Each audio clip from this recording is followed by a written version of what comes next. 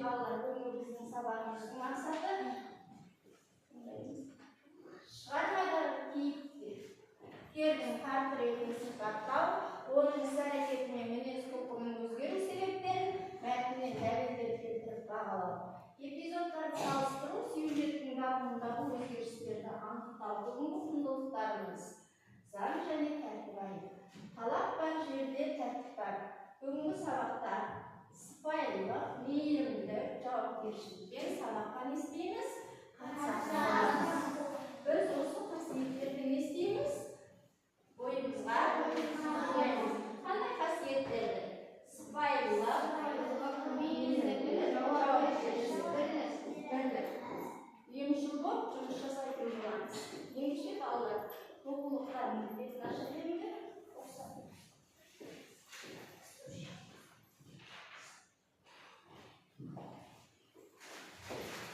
Енді бейнебаянға назар аударайық қазір. Жақсылап тыңдайтын боламыз, иә? Шәмшінің шырқау салатын әндерінің дауысы болмаса да, әннің табиғатын түсініп, оны тыңдаушысына жеткізе білетін әсемдігі бар. Оның дауысы кейде қырылдай шығып, биіктей алмаса да, тыңдар құлақты еріксіз етіп қай жүректі болмасын баурап әкетеді. Саған қай қасиет орында ән салу ма, әлде ән шығару ма? Деп сұрағанында Шәмші сәл ойланып, Бетховен тас керек болса да ғажап музыка жазған. Байқадамын қазақ әндерін айтуға олақ болғанымен нағыз қазақи әндер жазған. Өйткені бәрінің көкірегінде сайрайтын бір аққұс бар деген еді ол. Анамнан естіген хикая. Сол аққұс туралы әңгімемді тыңда. Алыстағы бір асқар таудың басына армандай сұлу аққұс мекендесе керек. Ол түнде ән шырқағанда тау мүлгіп, көл тынып, аспан егіледі дегендей. Оның әсем әнін аңсаған пенделер осы тауға ағылып, аққұстың ұядан ұшуын атталып, айнап күтіп жатыр. Өзінің әніне ынтық болған жұрт бұл жиналған шақта аққұс аспанда ұшып, тау асып, бел асып, махаббат жайлы мұңлы да қуанышты әнін шырқайды. Ол небір қайғылы жүректің мұңын басып сөлуге айналған үмітке от жағады дегендей. Аққұстың ел-жұртты тамсандырған осы даңқы қарақұсқа жетіпті. Өзінен басқаның жақсы болуын қаламайтын қарақұс кәрменің оның көзін жоюға бел байлапты. Аққұстың аңғырып, бейбіт шағын аңдыған ол бір күн шап беріп ұстай алып, қанды тырнақпен бірін өлтіруге айналады. Ақтық шағы тақалғанына көзі жеткен аққұс, ең болмаса бір ән айтып өлейін деп жалынған екен дейді. Қарақұс сәл ойланып, бір әнде тұрған не бар дейсің, айтса, айт деп рұқсат береді. Аққұс екі иығынан алып дем алып, биік аспанға қылмай көз салып, бұл дүниеде бұрын-соңды ешкім естімеген бір әнді шырқай жөнелді. Бұл әнді естігенде азынаған желдей тына қалады. Қаратаудың көкірегі қарсы айырылып ақ ұрады. Өзен ағысын тоқтатады. Ағаштар жапырағын жайып қайыңға оранады. Бар дүниені түн басады. Бұл не болып қалды деп қарақұс жан-жағына қараса, өзіне егіліп еңкілдеп жылап отыр екен дейді.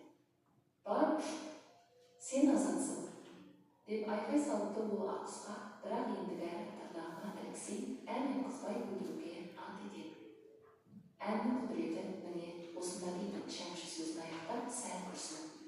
Оразбек Бодықов. Жарайсыңдар, балалар, бүгінгі Шәмшінің шырқау салатын әндерінің дауысы болмаса да, ән. Бүгінгі сабағымыздың тақырыбы аққұс туралы аңыз екен. Бұл аққыздың авторы Шәмші. Жарайсыңдар. Енді балалар, бұл кісі жөнінде, автор жөнінде кім не біледі? Айта қойыңыз, Мансұр айта қойшы. Шәмші Қалдаяқов Шәмші ауданында дүниеге келген. Арыстың жағасында ақпан тек әнім сен едің деген әндері бар. Шәмші Қалдаяқов 300 әннің авторы. Жарайсыңдар балалар. Ендеше оқулықтардың 19 бетін ашайық та бірінші тапсырмаға назар өлеңді түсініп оқиық. Ал, маған дауыстап оқып береді Нұрислам оқиғыш.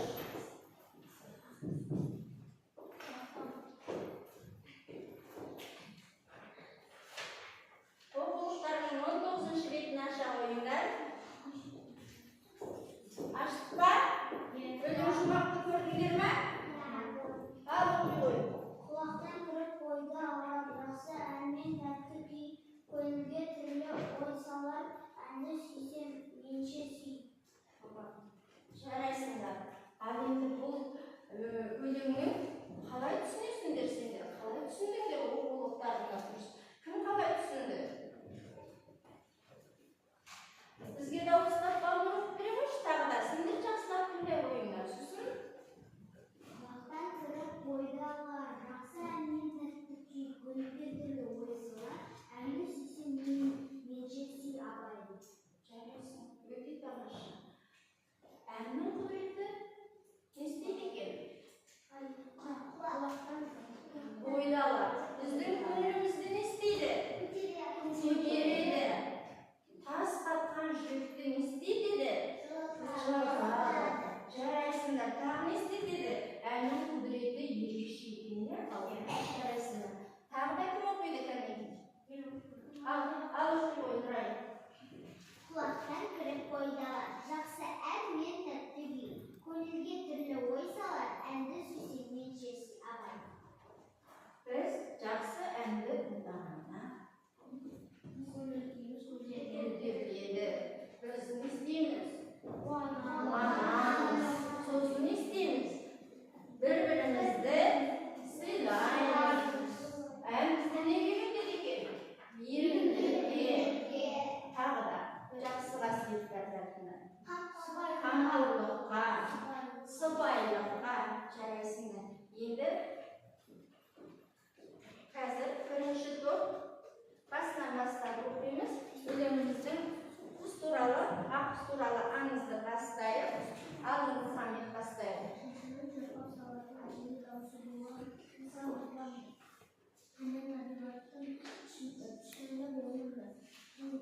Тыңдаушысына жеткізе білетін әсем үні бар еді. Жақсы. Ал Нұрай оқиын. Оның дауысы кейде қылындай шығып, билектей алмаса да тыңдап құлақты бергісіз етіп, қай жүректі болмасын баурап ала кетеді. Айсу оқиын. Саған қай қасиет бұрын дарыды, ән салу ма әлде ән шығару ма деп сұрағанымды, шәмші сол ойланып, Бетховен тас керем болса да ғажап музыка жазған байқадамын, қазақ әндерінің айтуға олақ болғанымен нағыз қазақи әндер жазған. Жарайсың. Тамаша. Ал Әлина оқиын. Өйткені бәрінің көкірегінде Сағиттің бір ақ қыз бар деген деді. Ол анамыз естіген кезде еді. Сол ақ қыз туралы әңгімені тыңдап, алыстағы бір асқан таудың басын арнамай сұлу ақ қыз еліктесе керек. Ол көңілде ән шыққанында тау Жақсы. Кім оқи қой?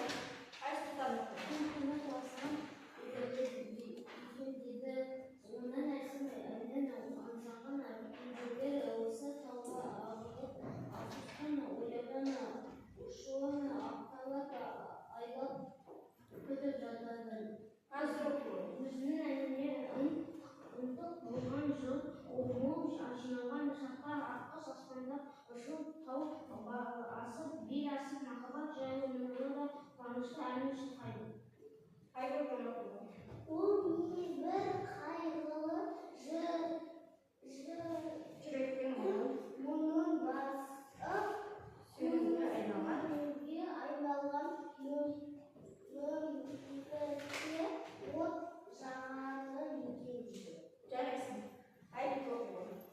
Аққыстың жан-жасы тамсандырған отын тамшы, қарақысқа жетіпті.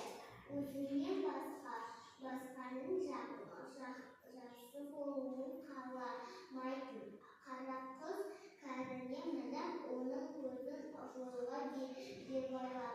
Жақсы.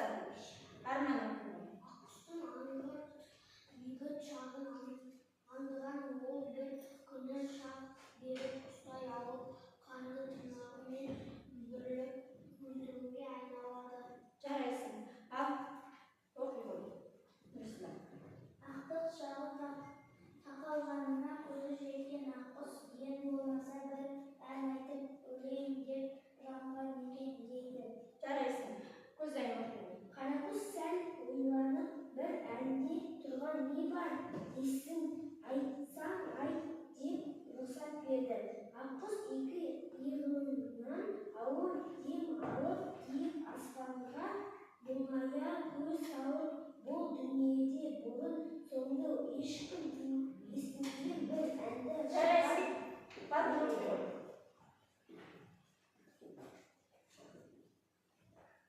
Кім жалғастырады? Ал оқи. жөнелді. Бұл әнді естігенде азынаған жел де тына қалады. Қаратаудың көкірегі қарс айырылып ақырады. Өзен ағысып тоқтатады. Ағаштар жапырағын жайып қайтуға оранады. Бар дүниенің түн басады. Бұл не болып қалды деп Қарақұс жан-жағына қараса, өзі де егіліп жылап отыр екен дейді. Бар ұш, сен азаптасың деп айғай салды. Ол ақ құсқа бірақ енді бәрі тырнағына ілесіп ән айтқызбай өлтіруге ант етемін. Әннің құдіреті мен осы да дейтін шаншы сөзін аяқтап сәт құрсын. Оразбек Балтабаев. Жарайсыңдар балалар. Енді оқиғаның ақ құсты бірінші топ сипаттайсыңдар, ақ құстың несін. Екінші топ әңгіменің жалғасуы, үшінші топ қара құс туралы әңгімелейтін боласыңдар. Ал енді осы мәтіннен кім түсінгенін айтады, қалғандарын дайындалайын. Бөлімдер бойынша сурет саласыңдар. Қазір бірінші мәтіннің сұрағын жазасыңдар, екінші суретін саласыңдар, үшінші жауабын жазып дайындала беріңдер. Олар дайындалғанша, сендер дайындалғанша мәтіннің мазмұнын қалай түсіндік ал? Кім түсінгенін айтып береді. Ал қайдеке майса қой. Сендер сала беріңдер, суреттеріңді сала беріңдер. Жаңағы сұрағын жазасыңдар.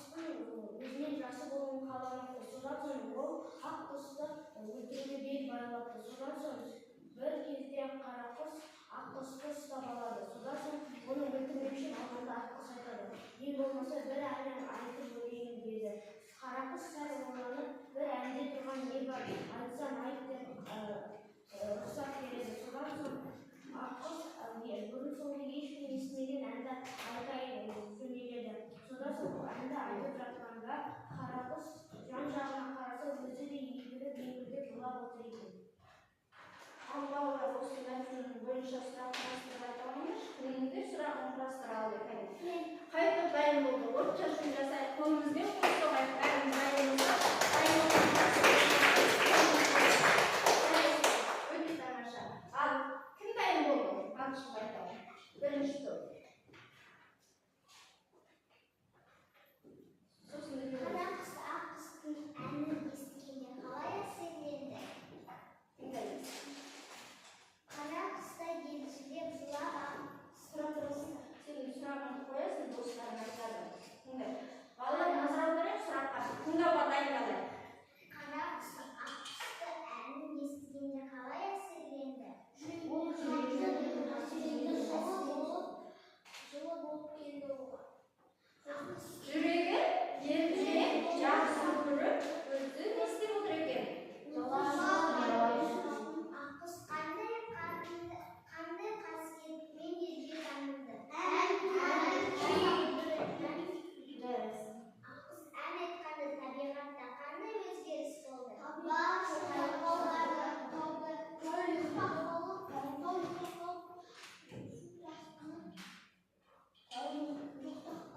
Дұрыс айтасыңдар, сендер менен сөздік жұмысты жүргізбестен бұрын сендер айтып отырсыңдар. Өте тамаша. Суретіңді де қой, жаңағы салған суретіңе. Өзің суретіңді таныстыра қой достарыңа. Қандай оймен салдың осы суретті? Ал мына жерде қара құс ақ құсты босатып өзі жылап отыр. Ал мына жерде ақ құстың әсем әнін естіген. Ал мына жерде бүкіл табиғат тоқтап қалған кез. Жақсы. Олар енді балалар, мына сөздерді оқиықшы. Тау. Ал оны қалай түсінесіңдер? Жақсы әсерде болып тұр, иә? Жақсы. Ал мынаны оқи қойып.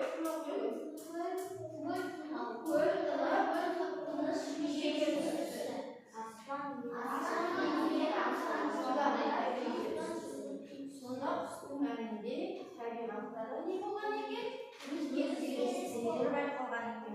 Тағы да жұмысы дайын болған қай топтан кім шығады? Кәнекей бірінші топ жұмыстарын осылай жасап жатыр. Ал екінші топтан кім айтады? Ал Айкөркем айтады.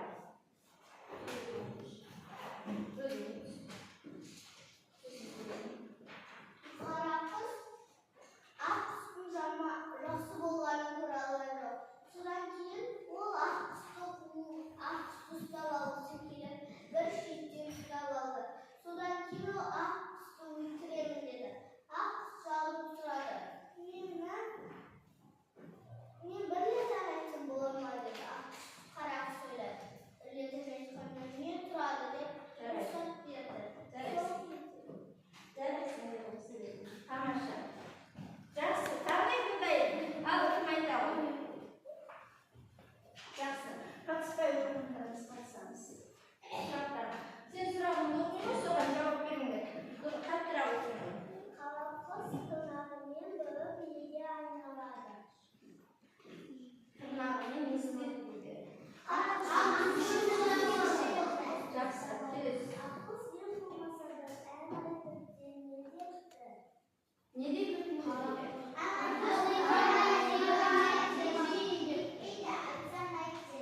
Әнде тұрған не бар?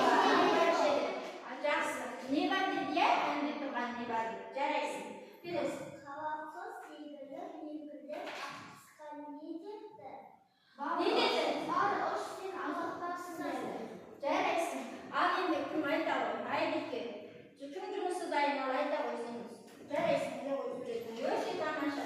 Өздеріңе бал қойып отырыңдар. Домбыралармен бағалауларыңды көрсетіп қойыңдар. Кәне кім қанша бал алғанын. Тамаша. Кім қатыса ғой, сен қатыспай отыр екенсің. Балы жоқ екен. Ахмедия. Міне балдарыңды көрсетіп қойыңдар. Балдар. Неде ғой? Ақ құс мекенге келіп, ол төгілген ән шырқаған тау мүлкі көр от аспан егілген екен. Ал мынау ақ құстың айлардан ұшып апталап ұялап күтіп жатқан жері суреті. Ал мынау махаббат жайлы ән Ән шырқады. Жақсы, тамаша. Не ғой сурет? Жақсы.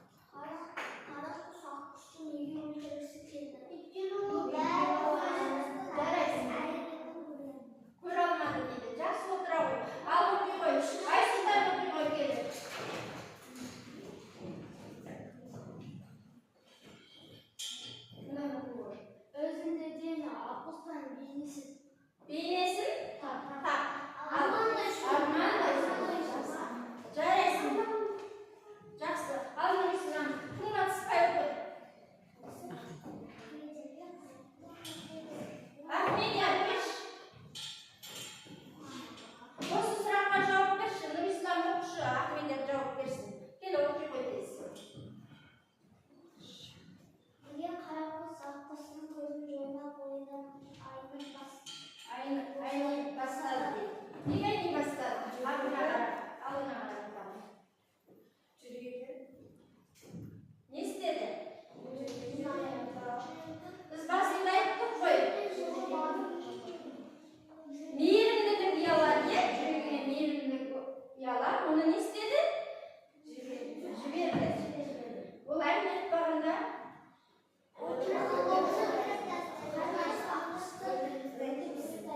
ал енді ол ақ құсты құтқарған не нәрсе деп ойлайсың?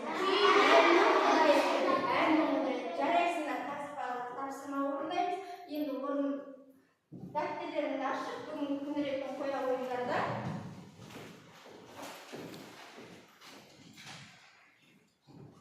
күніреттің қойылымында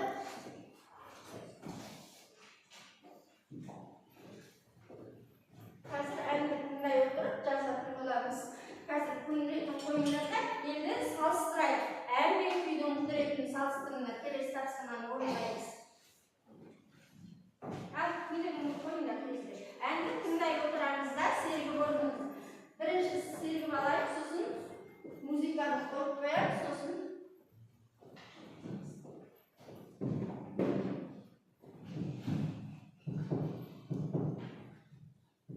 жаза беріңдер балалар, салыстыра беріңдер.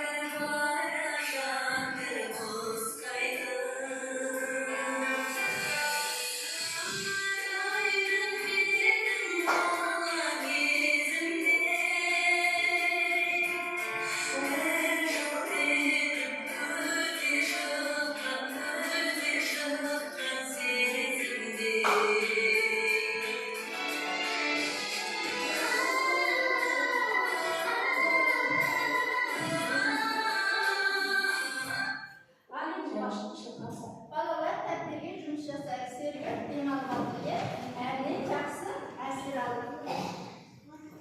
Ал енді салыстырып тәптердеріңіз жаза ойындар келді.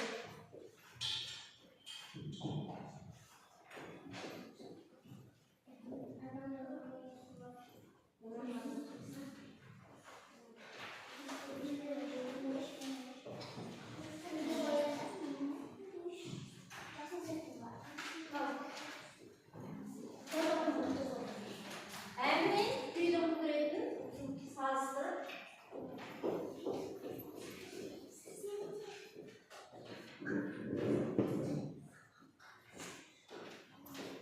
жаза ойындар.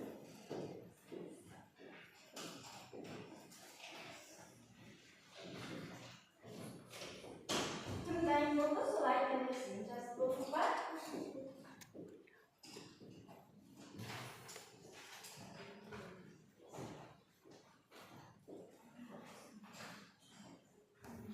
Әннің құдіреті адамды не істеді ол?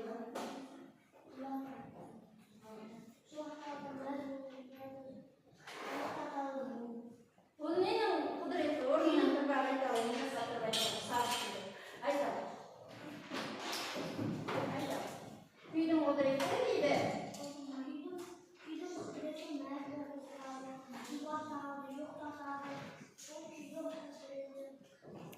Ал әннің құдіреті?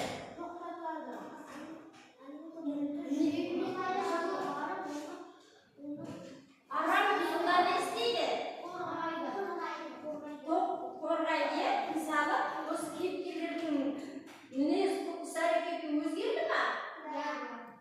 Өзгерді сипаттап айтып ойындар. Мысалы, қара қыз сол ақ қызды өлтірмекші болып жүріп, ол әннен кейін оны жібере салды. Әннің құдіреті міне осында. Енді өздерің білетін әншілер өте тамаша міне салыстырып сипаттадыңдар, балдарыңызды қой бала ойындар. Бағалау не жерде тұрып, екеуін сипаттаған үшін екі балдар қой баласындар. Енді мына кісілер туралы, мына өнер адамдары туралы айтып берейік. Өнер адамдар туралы не білеміз? Айсұлу айтып берші.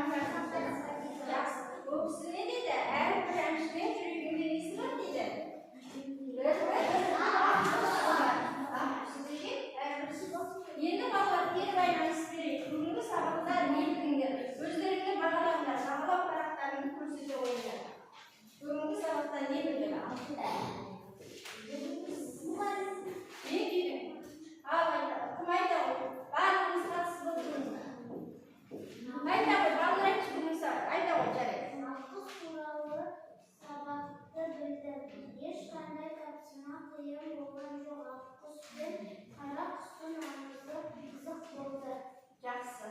Жарайсың, барлық айтады. Иә, өзің бүгінгі сабақтан не білдің, не түйдің?